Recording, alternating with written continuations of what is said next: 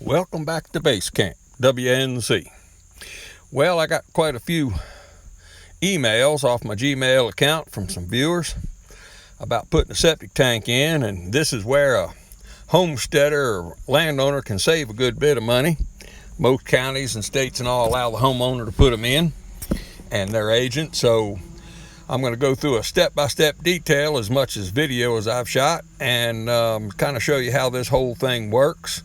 Of course, you get it, apply for the septic tank permit from your local county, and they lay it out what size tank you're going to need, 1,000, 1,500, whatever, and they're going to tell you how many foot of drain tile, and that'll be based on whether you're putting down gravel beds, which I haven't seen go in a long time, the easy flow, which is like a piece of corrugated pipe with the plastic peanuts wrapped all around it, and then they have this new infiltrator pipe, which is what we're doing here. So let me take you along and show you this whole thing. Well, it's hard to see, but that's a hole right there about 8 foot. Hopefully it's long enough for the tank. We're gonna crawl down in there and see how bad a job I did. Hard to tell from here, looking down, but you gotta get that thing level this way and this way. It's got to look like a pool table in order for this tank to sit right. One reason it's so important to get the bottom of that hole level is just like building the foundation of a house. That's where it all starts at. But this tank, they've got it pre-marked, and it's going to be hard to see on this end right here where you drill. And this is the inlet side. This comes from the house. This is going into the tank, and it's 6 inches down from the tank. Now the other end, which of course is the outlet side, and they have it all marked right up here on top of the tank. But this mark is right here.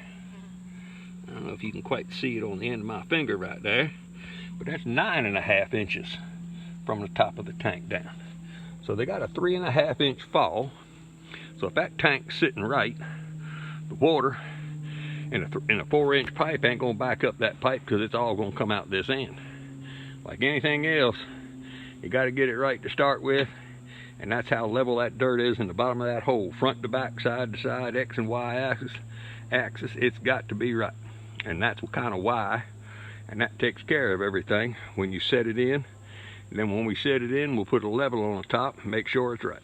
Well, ready to put it in the ground. Got it up off the ground.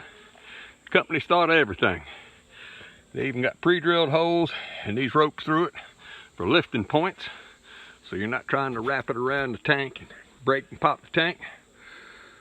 Neat thing about this tank is in and outside, they've got 1, 2, 3.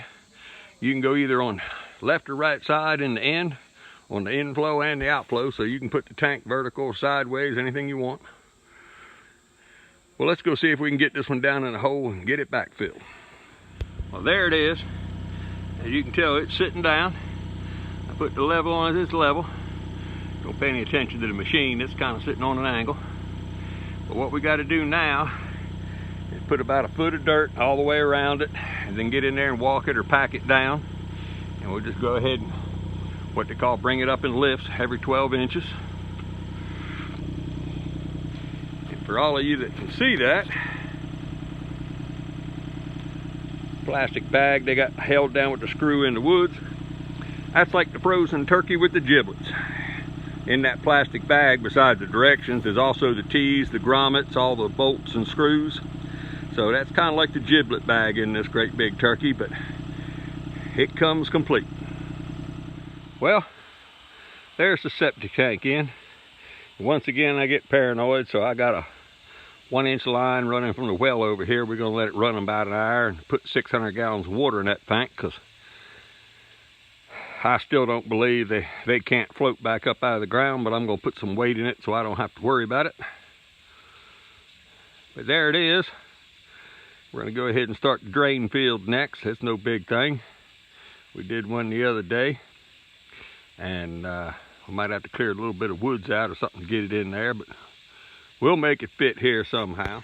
Well, we're back here. This is the outflow of the pipe, And of course we got this rubber ring, so we're just gonna scrunch it together and put it in that hole. And if you can see, it locks in between that last rib and that shoulder sticking up. Let me get that in and I'll show you. Well, there it is. It goes all the way around. I like to dip it in the water. What I did before, you can somehow see it. I took the saw blade and drug over this edge and kind of just put a 45-degree on it. What I'm going to do is put a little bit of motor oil on this right here and around that rubber ring, and it'll slide in a whole lot easier. And this is what I wanted to show you. With that pipe resting against that thing, stick a shovel in the ground down here, and you can just kind of push forward on it, and that thing goes right on in. This is the outflow side of the tank. This is the end of the tank that's going to go to the drain field, and this is the red screen that's in that thing to stop all the sediment from going out into the drain field and then clogging it all up. And right here is where we're going to glue that T right on this end of the outfall pipe. Just glues on with regular PVC glue. And that's kind of what it looks like when it's in there. Yeah. And actually, I guess you can, this is that screen. Like I said, it stops all the sediment from going in, all the solids. I don't know who exactly is going to get down there and clean that thing, but that'd be a job. Once again, I didn't pick up my camera fast enough, but I'm pointing to the 10-foot piece of pipe that comes out of the septic tank and goes into the infiltrator cap. And on the cap, same thing. It looks just like the end of the septic tank. It's got a place where you drill a 4.5-inch hole on this one.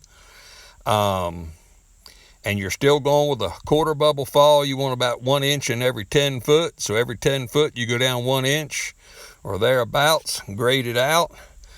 This stuff is in 4-foot sections. It weighs about 5 pounds a piece. It's a whole lot easier than gravel and easy flow and everything else. This seems to be the way to go. Well, there's what the infiltrator looks like. Like I said, it creates its own little hole. Somebody thought it out. This stuff just clips together. The next one kind of goes under here and sits down on there. Put enough dirt down to hold it before we backfill it. And we'll have a half a dozen runs of this stuff. You don't have to have gravel anymore. You can do with a product called Easy Flow. It looks like plastic packing peanuts all around the piece of perforated pipe. But as you can see, this thing right here can fill up with solids quite a bit if your tank ever messes up. But of course, the new system, I don't know how it get past that little red screen system in the outflow pipe. Well, let me get back to work before the thunderstorm gets us and try to get part of this covered up before the rain gets me. Well, now we're on the other end of the tank, and I want to show you what this is. This is where the drain line comes in from the house in.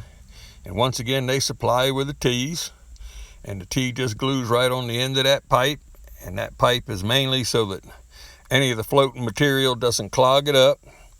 And the big white pipe here is the one coming down from the house. Same thing, you got a 1 inch and 10-foot fall. One thing you do have to make sure is that your septic tank is going to be low enough from the house. Just one thing to keep in mind, I mean, this tank can be buried from the top down 2 foot, 3 foot, whatever it takes. They do make collars that sit on the access hole and raise it up for you. But you do, if you're putting your septic tank in, if it's a slab house, you got to be careful. If your house is going to be 2-3 feet above the ground, it doesn't matter. But here it is. This is the pipe coming down from the dump station, and it runs down on a 1 inch fall and 10 foot. And the way you do a large vertical drop is you run it down. It goes into a 90, goes down 2-3 feet, then comes back out, or 10 foot. You can't have that pipe on the outfall pipe any more than 1 inch and 10 foot of fall, or what happens is the water runs away from all the solids and you end up with your pipe getting clogged up all the time. What I'm trying to show you right here is the next one's going to be about a 2-foot drop, so it'll just have a 90, go up to a T, and go into that next pipe. That's all it takes for it, but you still have to maintain that 1 inch and 10-foot fall. Well, there it is. It's all backfilled and everything's kind of looks pretty good. We hope this helps some of the people that ask questions about it. It's not that hard. This is somewhere where you can save a pile of money. I mean, we put 2 tanks in for less money than what the septic tank people wanted to put 1 in for. And while we had the machine, we did almost 3,000 foot of digging and trenching for water lines and power lines and everything else. So the machine was about $775 a week to rent, and that was about the cheapest end of the whole thing. Anything that we can help you with, like I said, just I'm an email away or give me a shout out. This is what we do at Carolina Homestead Planner. We appreciate you watching. Hope you subscribe, tell your friends about it. Thank you for looking at this thing. Talk to you all later on the next video. We'll be back on the pump house as soon as I can get ambition to get in this heat and get back at it.